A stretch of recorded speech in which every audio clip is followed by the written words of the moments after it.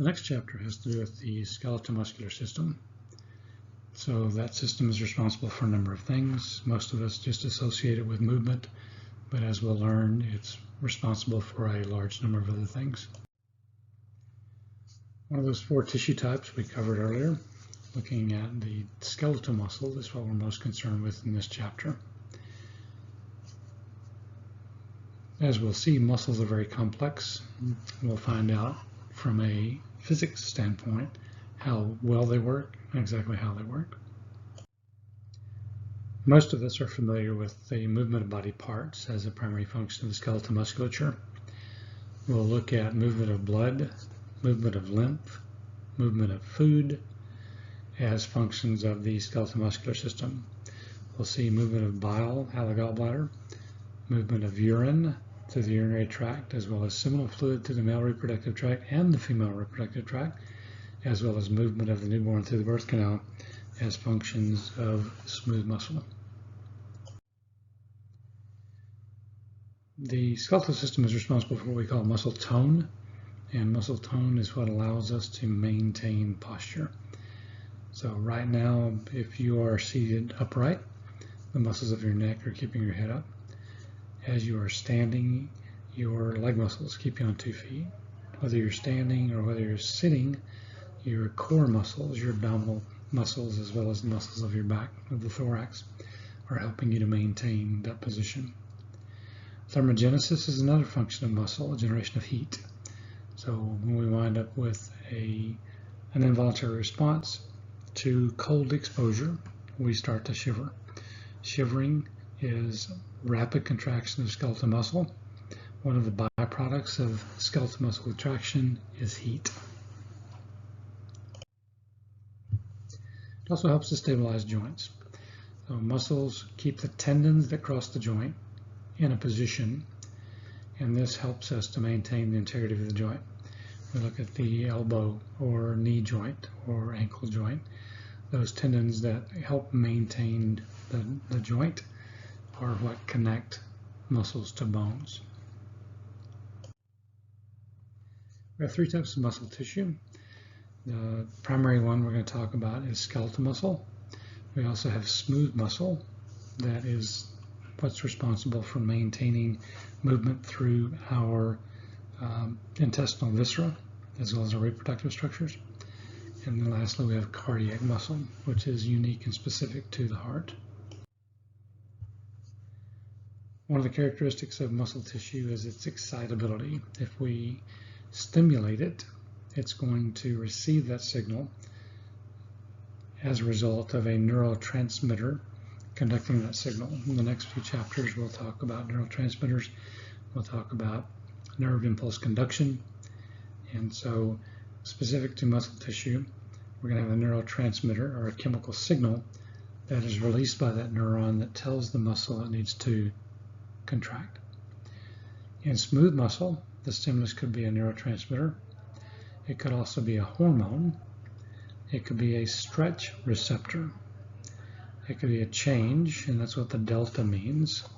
So if we look at the delta signal right here, we see a change in pH, a change in the partial pressure of CO2, PCO2, or a change in the partial pressure of oxygen, the PO2. In cardiac muscle, the stimulus would be either a neurotransmitter, a hormone, or a stretch receptor. So the response to this stimulus is the generation of electrical impulse that travels along the sarcolemma, or plasma membrane of a muscle cell. Muscle is contractile. It has the ability to shorten when adequately stimulated, and this is a defining property of muscle tissue. So if you have contractile tissue, what that means is the 2 things that it's attached to are going to be brought closer together because the muscle is shortening. A muscle cannot be stimulated to lengthen. We don't push things with muscle tissue. We pull things with muscle tissue. Extensibility, muscle tissue has the ability to be stretched. And then elasticity, the ability to recoil and resume its original length after being stretched. So the difference between elastic and flexible means both of them are pliable, both of them can be distended, both of them can move, but if something has elastic properties, it will return to its original shape after being displaced. Flexible does not imply that. So most of our skeletal muscles are going to span joints and attach to bones. When we're looking at joints and joint movement, one part of it is going to move and one part is not. The attachment of the muscle to the bone that doesn't move in a particular joint action is called its origin.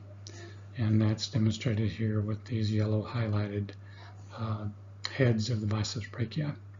The attachment to the movable bone is its insertion, shown here in this green, down on the forearm.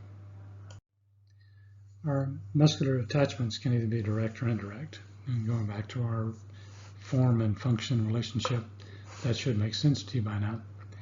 In the case of these extensor muscles on the forearm, looking at the left-hand side of your screen, these are kind of indirect attachments. We have a tendon, kind of a cord-like structure, and we'll understand what that is made of soon.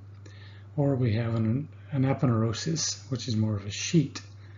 And so in the case on the right-hand side where we see the external obliques joined, as well as the internal and transverse obliques attached to the linea alba with an aponeurosis, that should make more sense as we move on.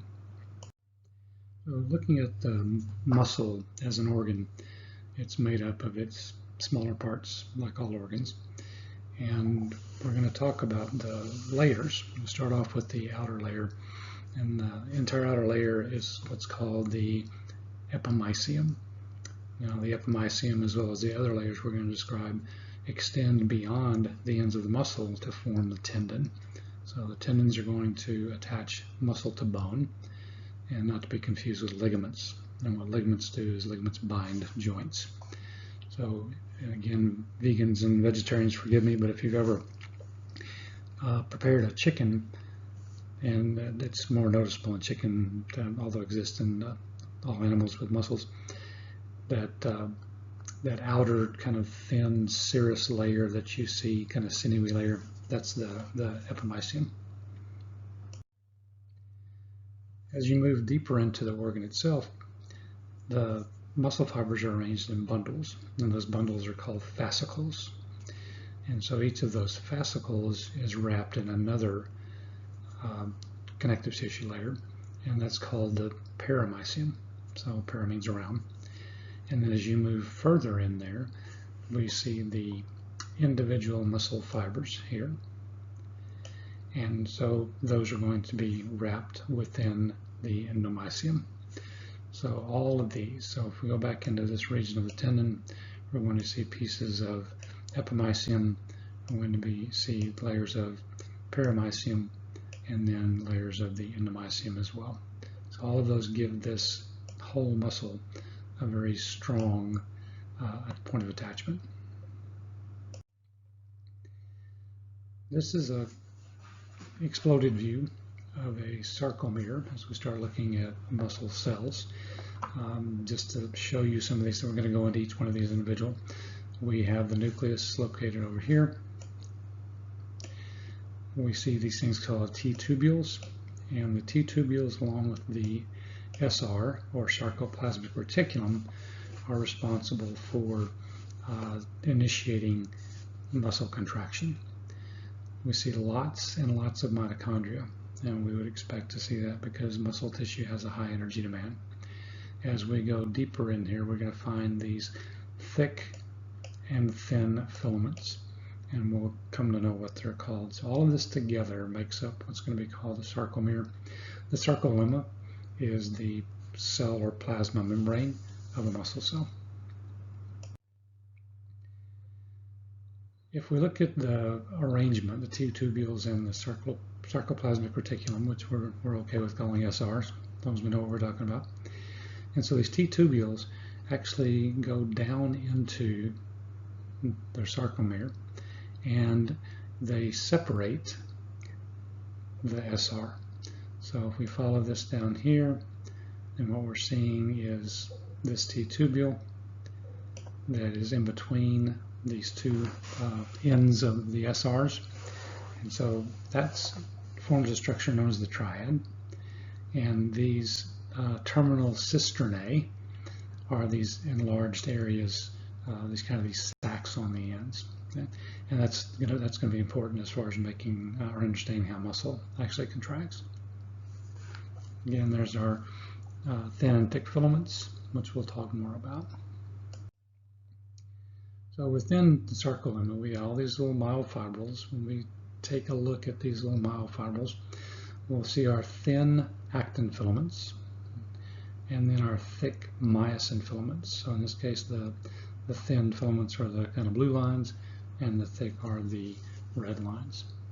In some cases, they overlap, and in some cases, they don't. So these are the bands and the zones and the lines that we're going to talk about. So we see these Z discs, and the Z disc is what the thin filaments, the actin filaments, are attached to. We see this H zone, which is a location where we're only finding the thick filaments or the myosin. And then we see these kind of overlaying bands. So there's our M line that gives us the points of attachment for our thick filaments. We see this I band where we're only seeing thin filaments, this A band where we're seeing both thick and thin filaments. So don't get too caught up into the bands, but understanding how these are arranged. So I want you to remember the Z discs. And so what we're going to do is we're going to wind up pulling those two Z discs closer together. That's how muscle is going to contract. We keep drilling down. There's our thick filaments and our thin filaments. So our thick myosin filaments, if you can picture grabbing a handful of golf clubs and holding the shafts all together so that the heads are kind of oriented the same way. And then so we've got a kind of a bundle of them going to from this bare zone here this way, and then another one I'm going this way. Each one of those little club heads is responsible for binding with the filament when we give it the directions to do so. So much like using your hand-over-hand approach with a rope when you're in a tug-of-war, that's the way this is going to work, but we're going to pull it both directions. There are our Z discs, again, as I mentioned, and this A band where we have the thick filaments, and then this zone of overlap, that's where the H zone comes in. We've got thin filaments, thick filaments. Now, keep in mind that these have to be anchored. So we're going to anchor the thin filaments over here on the Z disc, and we're going to anchor the thick filaments here on the M line.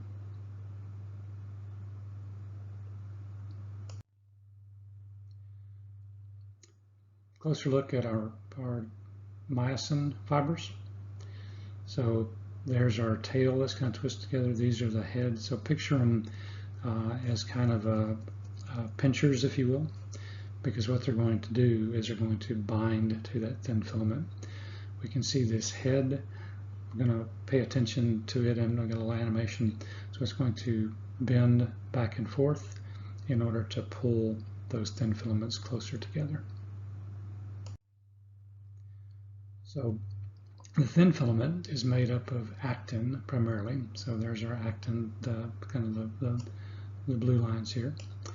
We have tropomyosin and troponin, and this is sometimes referred to as the troponin-tropomyosin complex.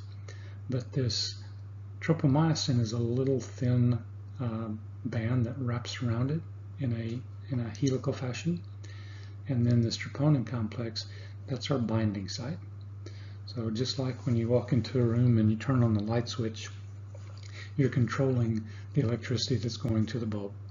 We have to control the signal that's going to the muscle fiber. So the sliding filament theory is a model that tries to explain the relationship between those filaments as the contraction happens. it is a cyclical process. So we're going to turn the switch on, if you will, and then when we're no longer needing the muscle contract, we will turn the switch off. So the switch in this case is calcium. And we'll talk later about where calcium comes from and what releases it. But the key part to remember, calcium binds to troponin. When troponin has calcium, it moves. So in moving, it allows the tropomyosin to move and exposes the binding sites. The myosin head forms a cross bridge with the actin binding site and bends it toward the H zone. And then ATP allows us to release what we're calling this cross bridge. So keep those steps in mind going forward. So if you'll kind of cross your arms in front of you with the right palm in the back of your left hand, and then you move your hands towards your elbows, you'll see that that distance gets smaller. And that's how this sliding filament theory works. Thin filaments slide over the thick ones. This pulls those Z lines or Z discs closer together. When all of the sarcomeres do this, the entire fiber gets shorter, and that pulls all of those fascia layers, which make up the tendon, and then the tendon pulls on the bone, and that's what results in movement. The only way that we can effect a movement with skeletal muscle is to pull the two ends closer together. And in some cases there are more than two ends, but you pull the ends closer together. Just like you can pull a rope, but you can't push a rope, we can't push things apart with muscles either. So we have corresponding muscle groups that allow us to do those actions in the opposite direction. So this diagram is showing a relaxed muscle here at the top. As we move down, we're going to see that the Z discs or Z lines get closer and closer together, and we start to see in the bottom one this zone of overlap. So we start paying attention to those bands. The top one, we don't see any of the thin filaments in that middle region, in that H zone, but by the time we get to full contraction, we do. There's a number of steps that this goes through, and the first one is excitation.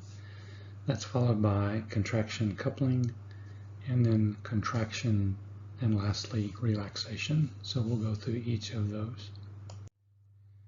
So our excitation stage, going way back to the discussions of the cell, there's a membrane potential. There's a voltage difference on one side of the plasma membrane versus the other.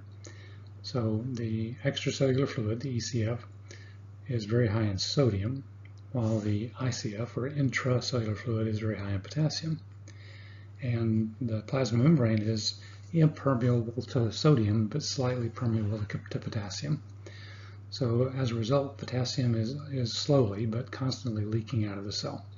So there's always that positive charge that is constantly leaking out. So we go back to our discussions of the cell membrane, and we've got our various channels. So those are some of those intramembranous proteins. And so we have this one that's specific to potassium and this one that's specific to sodium. So the movement of those two ions is what's responsible for that excitation. So there's our little pump, our little sodium-potassium pump up here. And so every time the pump turns, which requires energy, 3 sodium ions move out and 2 potassiums move in. So what we wind up doing is again altering that plasma membrane. So once we've got that difference set up, then we can stimulate and cause a change in that difference.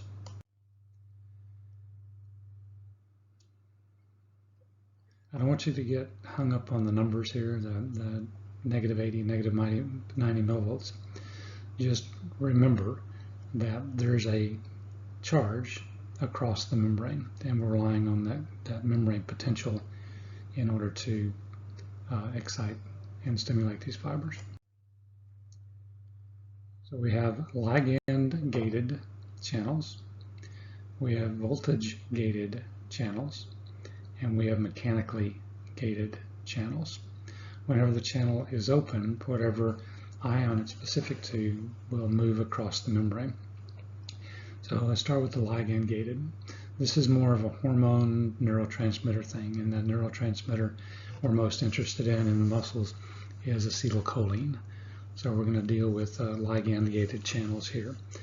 The voltage gated, we see a change in voltage, that delta voltage causes them to open, and then the mechanically, this is more stretch receptors or mechanical pressure that open those channels. So for example, we've got stretch receptors in the respiratory system that tell us when to quit inflating the lungs. So those are the ways we're going to excite tissues, but the ligand gated is what we're focusing on right now.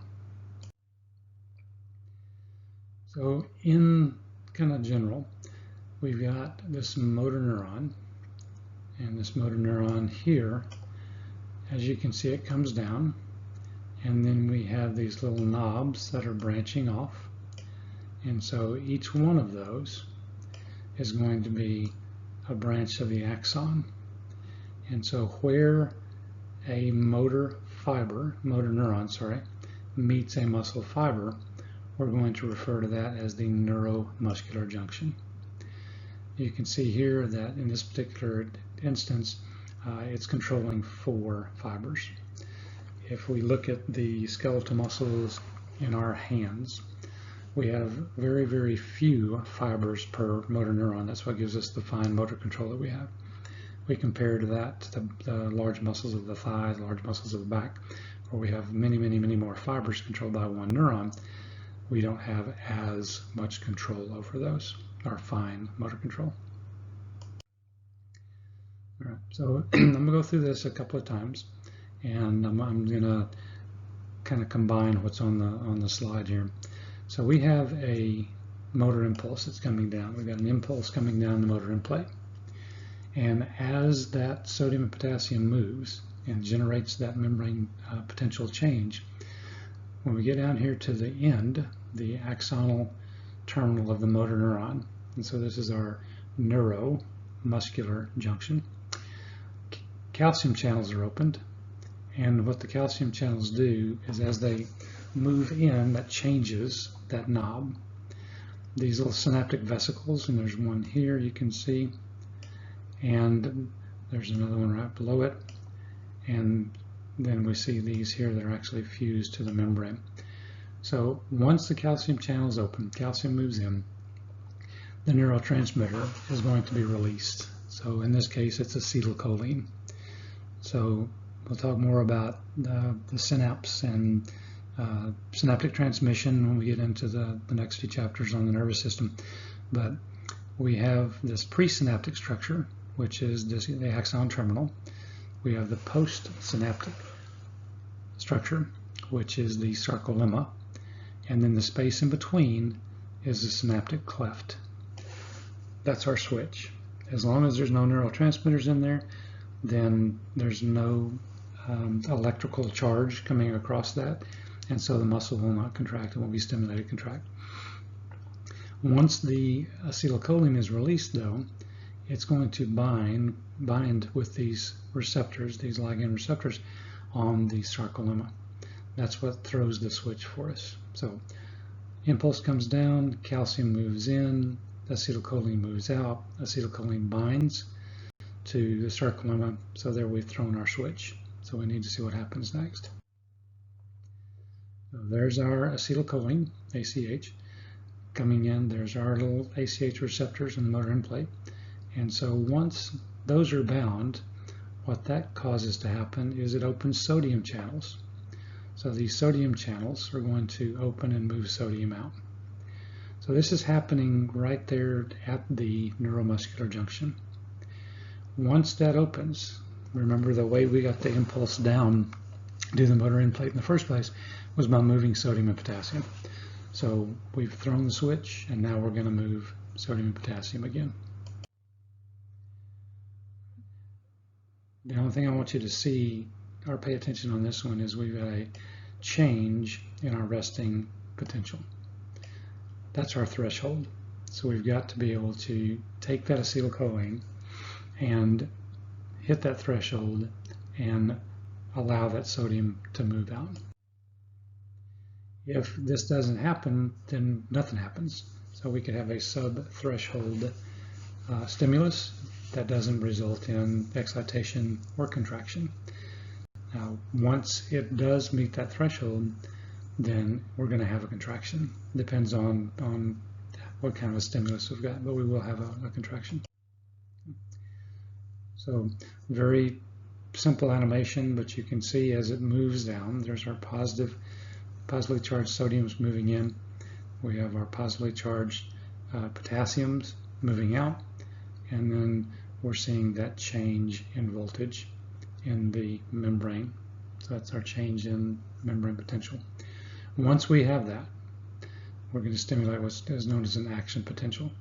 And the action potential is the point at which we're going to affect that action. So there's our NPM is plasma membranes. There's our sodium and potassium moving down, whether it's a nerve, whether it is a the axonal end of the neuron or dendritic end of the neuron, or whether it's the sarcolemma itself. We're going to wind up moving that action potential down as long as we've got that gradient existing. So putting all these things together, or trying to.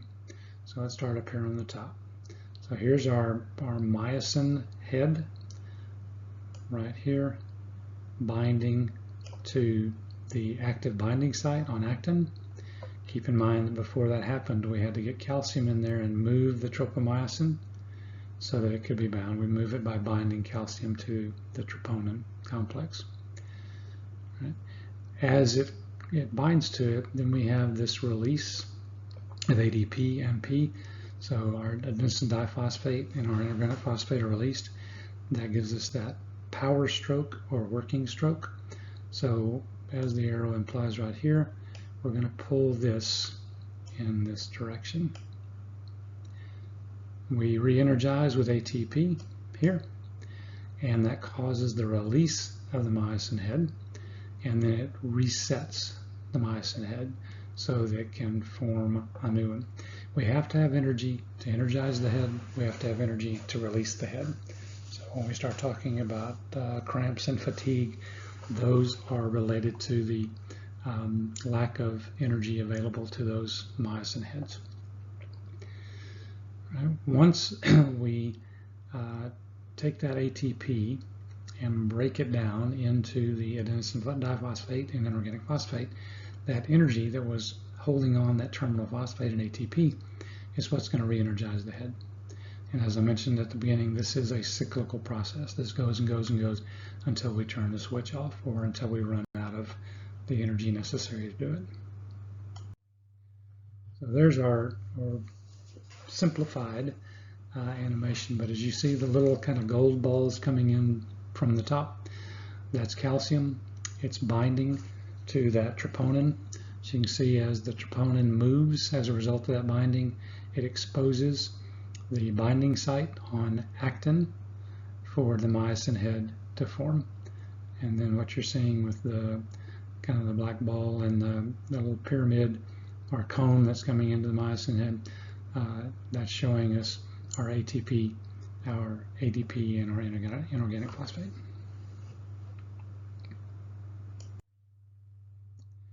Now, there are times when things don't go right. So when we cease to exist, we can't stop calcium from coming in to the muscle cells. And so this allows myosin to bind to actin. Since there's no ATP made after death, the myosin can't unbind, and the body remains in a state of rigor mortis, or muscular rigidity, for a couple of days. The only reason that the myosin head detaches is because in the absence of oxygen, in the absence of living maintenance of cells, then these start to decompose. And that's when we move from rigor into back into a more flaccid state. So the muscle fiber contraction is all or none, meaning if we have a contraction, if we have a stimulus that is equal to or above threshold, that generates an action potential. The action potential causes a contraction. Now within a muscle, within the muscular organ, we're not going to use all of our fibers, but those fibers that we will use will either contract or they will not. So I'll give you an example. If you hold your hand out and you place a weight in your hand that weighs an ounce, and you're using your biceps and your tricep muscles in your arm in order to hold it up, as well as some other lesser muscles. If you replace that weight that weighs an ounce with one that weighs a pound, you need more muscle fiber. You replace the pound with 10 pounds. You need more muscle fibers engaged. So we're going to recruit. It's called recruitment. We're going to recruit more and more muscle fibers. Eventually, we will reach a point where we can no longer support that weight because all of our muscles are engaged and they're not of sufficient strength to maintain that. So the more fibers that contract give us greater muscle tension. And as I mentioned, they're going to continue to contract until we turn off the switch, unless they run out of ATP. So some of our graded responses, we have something called a twitch. This is not a normal muscle function, but we have a very single brief contraction. And this happens sometimes. If you think about at some point you've had a muscle twitch, whether it's in your face, your cheek, your eyebrow, your arm. And keep in mind that we have to have sodium and potassium movement, we have to have acetylcholine, we have to have ATP. We can get in a localized pH imbalance. So for example, post-exercise, a lot of lactic acid drop in the pH, and we can have these random firings. We can have a random nervous impulse that generates a contraction. These are single and brief. We have a staircase effect. So we have a series of smaller stimuli over time that will eventually get us to where we need to be with the contraction. So you can see these are equal stimuli that are paced apart. This one is able to generate, because what happens is over time the muscle doesn't fully recover before it gets the next stimulus. So there's our summation. So there's our stimuli down here. And then we see a series of stimuli. Eventually we're going to get to what's called maximum tension, or tetany. And so maximum tension is referred to as a tetanic contraction. And there is a bacteria that causes tetanus. And the reason it's referred to as tetanus is because the bacteria causes some uncontrolled contractions, and we wind up with again muscular rigidity. So tetanic contraction is one that is complete and sustained, and the problem with the toxins released by the bacterium is it can cause this unwanted muscle contraction. And since we rely on our skeletal muscle for respiration, we can have ultimately we can have respiratory arrest from it. Right. Again, going back to our summation, there's our single twitch, and then we see this series of the same strength stimulus, but in time it's going to allow us to get to full contraction, maximum tension, and it's going to be maintained until fatigue sets in. And fatigue means that the muscle is not able to maintain contraction. It can be a calcium issue, it can be an ATP issue, it can be a pH issue that affects both of those. It can be an overuse issue. Going through the animation and going through the preceding part of that, we have mentioned, I've already mentioned ATP. So that terminal phosphate bond of ATP is broken and released, and this only gives us about 4 to 6 seconds worth of ATP that are stored in muscles. So after this initial 4 to 6 seconds worth of muscle contraction, we've got to use different pathways to produce more energy, and this is true of the body. We have something called direct phosphorylation, and don't get hung up on the word. It's a long word, but it means we're adding phosphate to something. So in this case, we've got CP, or creatine phosphate, and there's our adenosine diphosphate. We can actually take our phosphate off of the creatine phosphate and use it to phosphorylate adenosine diphosphate, or ADP, and make adenosine triphosphate. So you may have at some point supplemented with CP or known someone that does. And what it is an additional phosphate source to allow us to generate more energy in muscles. The downside of supplementing with CP is it tends to dehydrate. So even though we've got the energy necessary for the muscles, it makes our muscles more susceptible to tears and more susceptible to injury.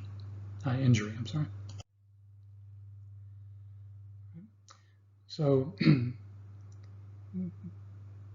we have this anaerobic metabolic pathway, and that can give us about another 45 to 60 seconds. So think about the last time you went to the gym. So far, we're up to less than a minute and a half's worth of energy. As stated here, anaerobic means without air, aerobic means in the presence of oxygen. So it takes us a little while for the oxygen harvested in the respiratory system and distributed to the cells, the muscle cells, through the cardiovascular system. It takes a while for that to happen, so we wind up with this anaerobic period before we get to our aerobic period. So we take glycogen, and glycogen is stored glucose. We take glucose and feed it into our energy production process. So we take glucose and we break it down into pyruvic acid, and then we can convert this pyruvic acid into lactic acid, and both of these happen anaerobically, but we do produce ATP. So no oxygen used, it gives us about 2 ATP per glucose in addition to lactic acid. And our lactic acid is going to produce muscle fatigue because, as the name implies, it's an acid. Acid is going to change the pH, it's going to depress the pH, and then that's going to cause us some imbalances there.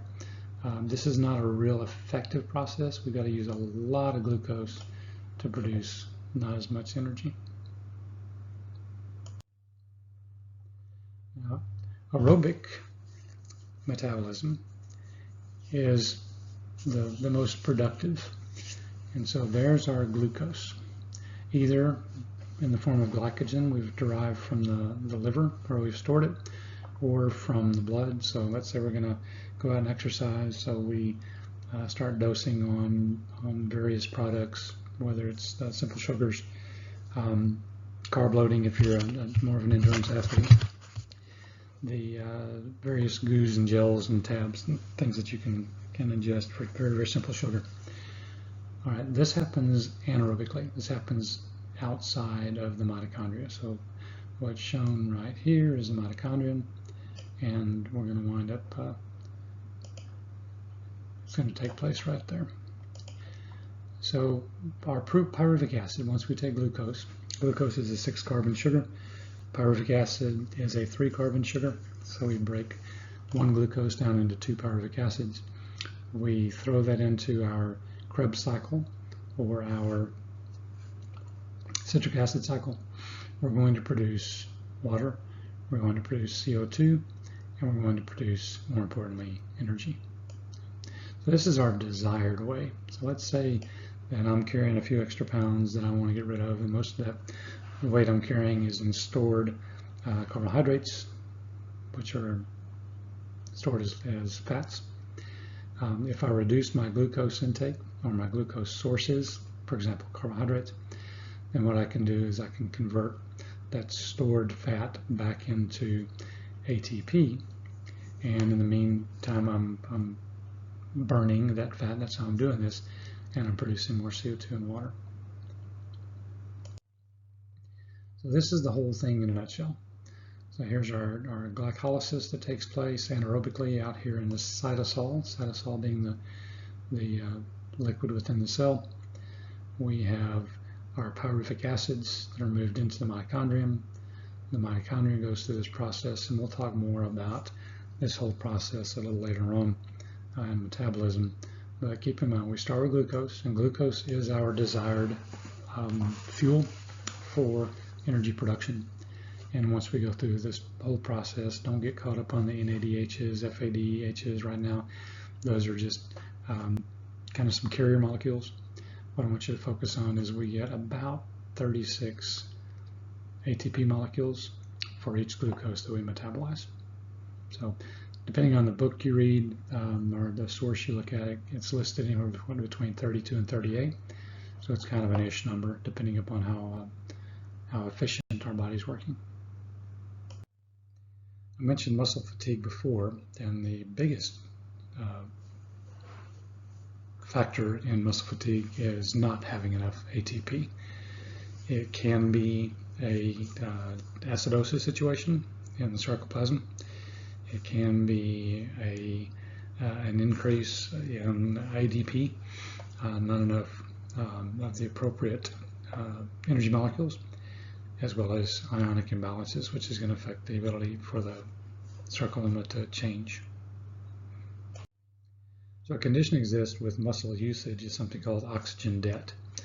And if you'll pay attention to this line mostly, what the oxygen debt refers to is the amount of lactic acid that is built up through anaerobic means that has to be converted back into glucose. So it takes oxygen to do that, and as we're exercising and we're in an oxygen deficit, we create a lot of lactic acid that we move off to the liver. And so once we are done, we get that post-exercise breathing rate has got to be larger or greater than the resting breathing rate. And so what it does is it causes that lactic acid to be pulled back out of the liver and converted back into glucose. And we can store it or use it. Previously mentioned how shortening a muscle is responsible for movement. So if we take a look at this muscle right here, remember our origin and our insertion, the origin, the immovable end, and the insertion being the movable end. So as we shorten this muscle, this is going to result in a movement like so. So we have names for those, obviously. And so when we start looking at the different types of muscle movement, we're going to refer, along with joint action, to how the body parts are supposed to move. Now, our contractions can be isometric or isotonic, and you may have heard those terms before. An isotonic contraction is that once the muscle shortens, it reaches a plateau. So what we wind up doing is going back through that whole process of the neuromuscular junction, calcium infusion, acetylcholine release, etc., etc. So with an isotonic, the internal and the external tensions are the same. So it just exceeds the resistance. So that's an isotonic. An isometric, even though the muscle doesn't shorten as a whole, the individual fibers shorten until the tendons are taut and the external tension equals the internal tension. So we can talk about isotonic as being those movements where the muscle contracts and there is movement, and an isometric is where even though the muscle is working and we have tension, then the parts are not moving. I mentioned muscle tone kind of at the beginning of this lecture, as I recall, and we're relying on muscle tone for maintaining kind of our normal body shape. So right now, if you're seated, the muscle tone that we're talking about is within your back, within your core, within your abdominal muscles, even within your legs and upper body. You have muscle fibers that are contracted, and they're doing this in order for you to stay upright. And what's significant about this is the identity of those motor units changes constantly. If we look at the number of fibers within a motor unit in the large muscles of the back and the core, then what we'll see is they change places, if you will.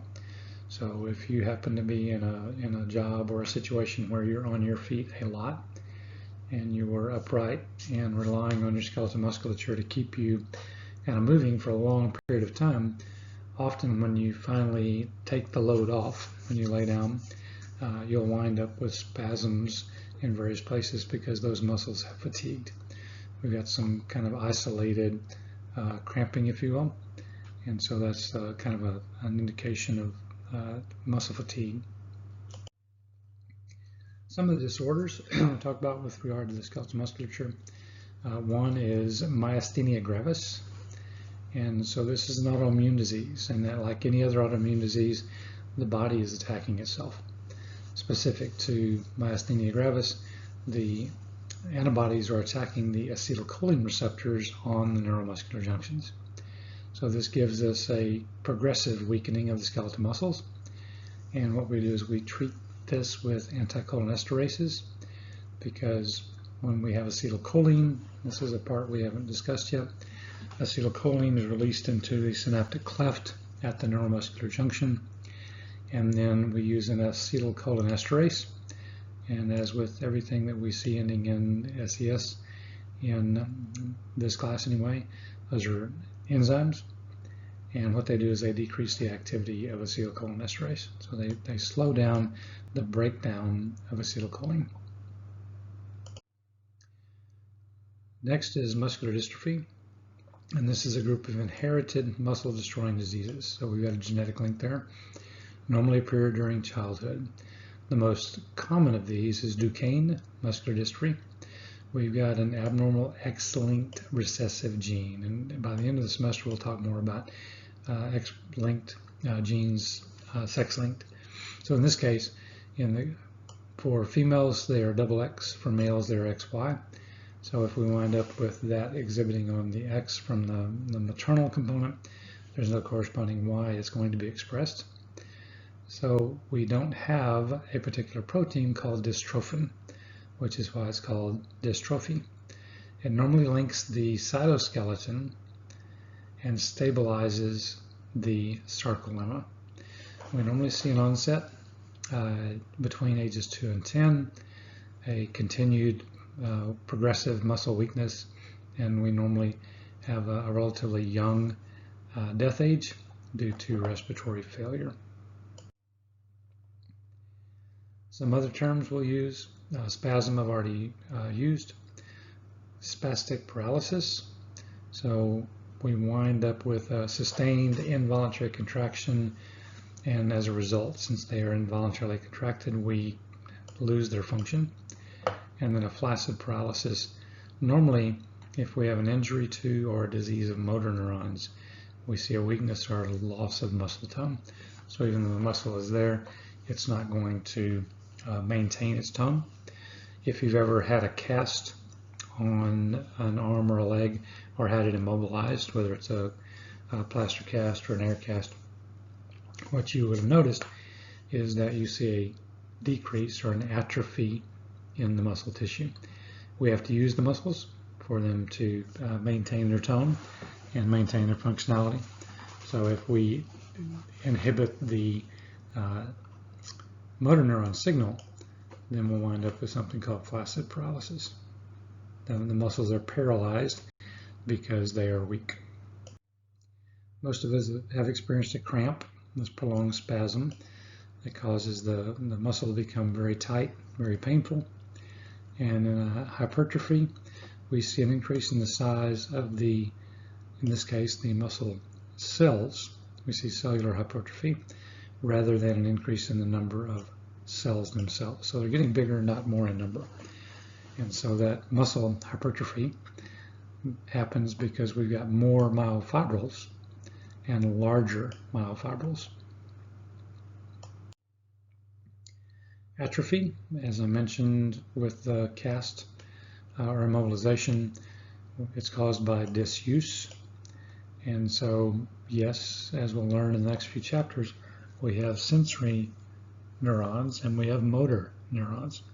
So if we're not able to stimulate the muscle to contract, if we're not able to get that message to the neuromuscular junction or get that message across the neuromuscular junction, then we can wind up with some atrophy.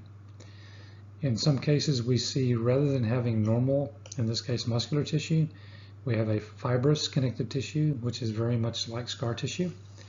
And so if we have a fibrosis, then rather than having muscle tissue, we have scar tissue.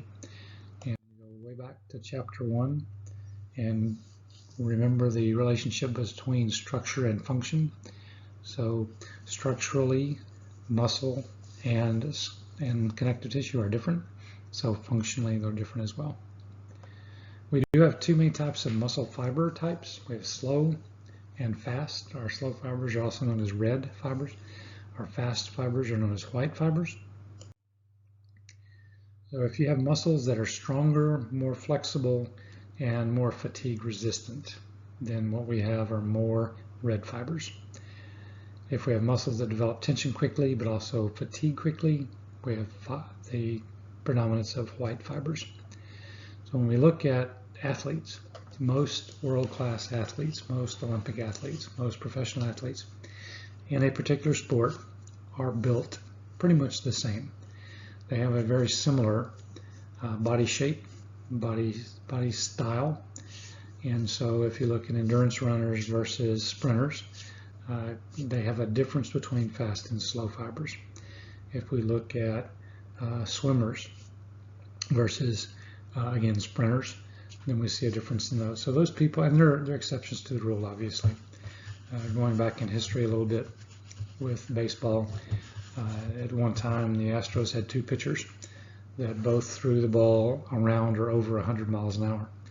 And one of them was 6'10", and that's Randy Johnson, and one of them was 5'10", and that's Billy Wagner.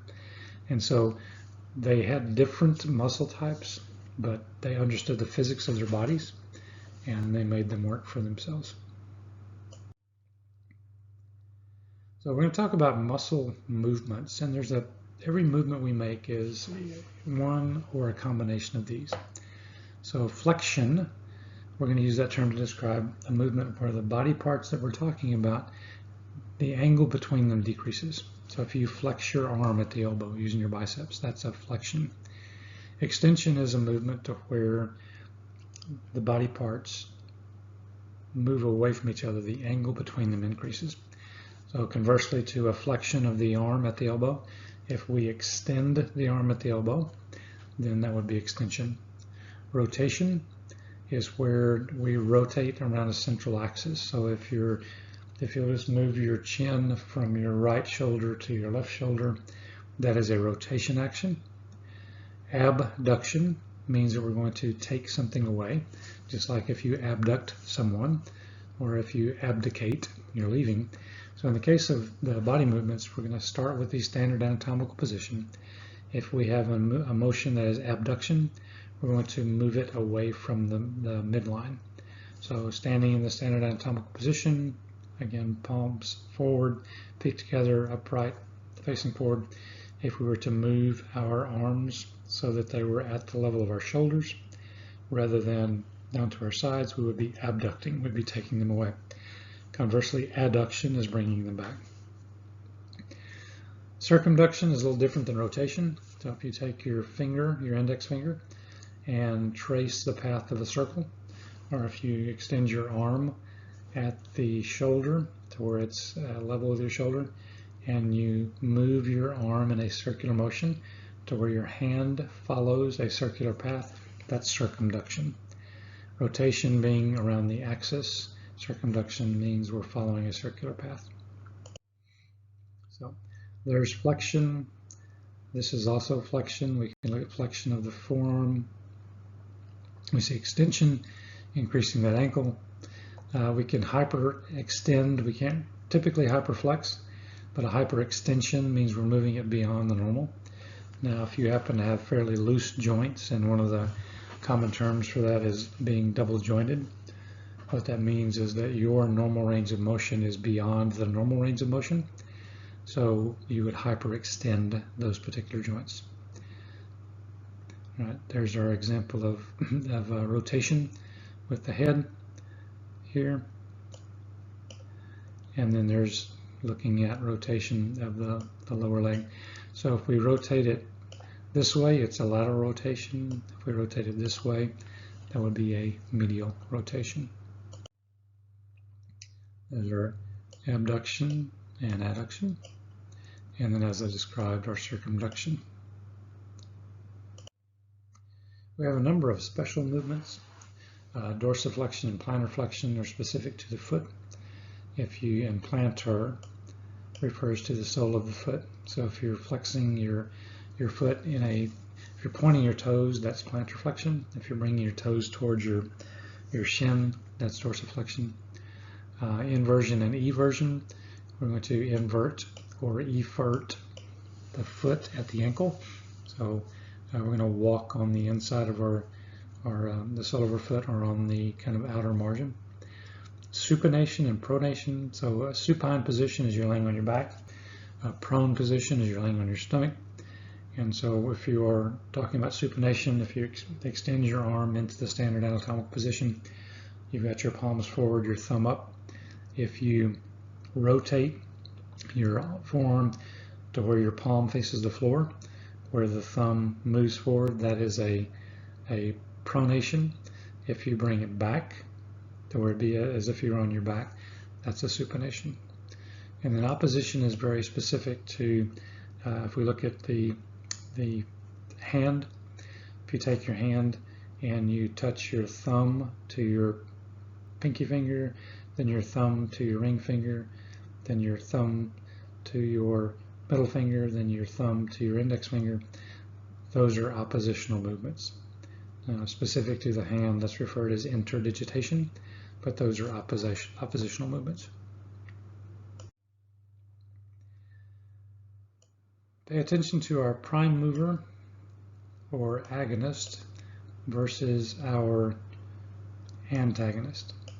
So if we look at the upper arm, and we look at the arm in general, if we're going to flex the arm at the elbow, the prime mover becomes the biceps brachii, or agonist. The muscle that opposes that, in that particular instance, is the antagonist. So in this case, the antagonist would be the triceps brachii. But that moves based on the action. So flexion of the arm at the elbow, the biceps is the prime mover, and the triceps is the antagonist.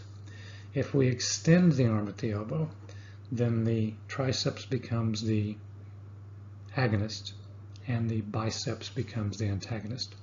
So it all has to do with the way the muscle is moving the body. Any muscle that helps is going to be a synergist, and anything that fixates or stabilizes the origin of a prime mover will be a fixator. So if we look at the biceps brachii as the prime mover or agonist, then we can look at the muscles associated with the scapula that are going to be fixators. So the way that skeletal muscles are named partially is the direction that the muscle fibers go in. For example, the rectus muscles, rectus abdominis, the muscle fibers are in a straight line. We also use the relative size of the muscle, so maximus being the largest.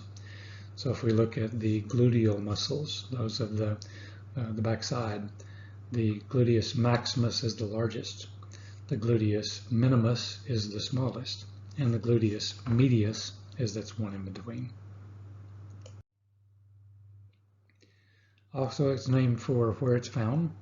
For example, the temporalis muscle is associated with the temporal bone, or the number of origins also, the triceps brachii or the biceps brachii. Triceps has 3 heads, biceps has 2 heads. The muscles of origin and insertion, for example, sterno on the sternum, and I'll give you probably the best example there is, which is the sternocleidomastoid muscle. So the sternocleidomastoid connects the sternum and the clavicle to the mastoid process on the skull. So this is the muscle that allows you, when we use both of them, there's a right and a left, it pulls our chin to our chest, If we use them independently, it pulls our chin to either the right shoulder or the left shoulder. The shape of the muscle, also the deltoid. The deltoid is the muscle that sits up on top of the shoulder. Delta is, as we've seen with change, delta is that triangular shape, and that's what the deltoid muscle looks like. Also the action, we've got flexors and extensors. So the muscles of the forearm, those that are on the anterior side are flexors, those that are on the posterior side are extensors, because it either decreases the angle or increases the angle between those bones. Give an example of a joint, how the muscle is associated with it, the tendons, the ligaments, etc. It's primarily a hinge joint, but it's also can give us a little bit of slight rotation, not as much as the forearm. And so we have a capsule that encloses this part of the joint. So this is the patella, this is the femur, this is the fibula, this is the tibia. And within here we have a number of structures that we're going to talk about. So spanning all of that joint, right, here's our quadriceps femoris. So there's actually 4 of them in the femoral region. Here's a tendon that actually connects this femoris muscle to, to the patella and then down to the tibia. So the patella is actually kind of incorporated within this particular tendon. All right, so there's the tendon, there's the ligament. Okay. When we look at our others, we'll look at some of our various ligaments. And if you've watched much sports or participated in much sports, you've heard of your ACL and your PCL. So our ACL would be our anterior cruciate ligament, our PCL would be our posterior cruciate ligament. And what those do is help to bind this together. So we're trying to connect the femur to the tibia and the fibula, yet allow movement. So once we remove the muscles, right, then we see our femur up here. We have our lateral medial condyles. Right, there's our PCL right here. There's our ACL right there. And that's what connects those two together. So you can imagine if you're a running back and you take a blow to the knee on the side, if you're a soccer player, same thing, or even if you just plant and you have too much force on either the medial or lateral side, we can wind up tearing those. We can see the patellar ligament here and the quadriceps tendon, and there's our patella that's been reflected. And what it does is it normally sits right here and protects that particular spot. Right, so that ends this discussion of the skeletal muscular system, and we'll revisit a lot of these again in future chapters.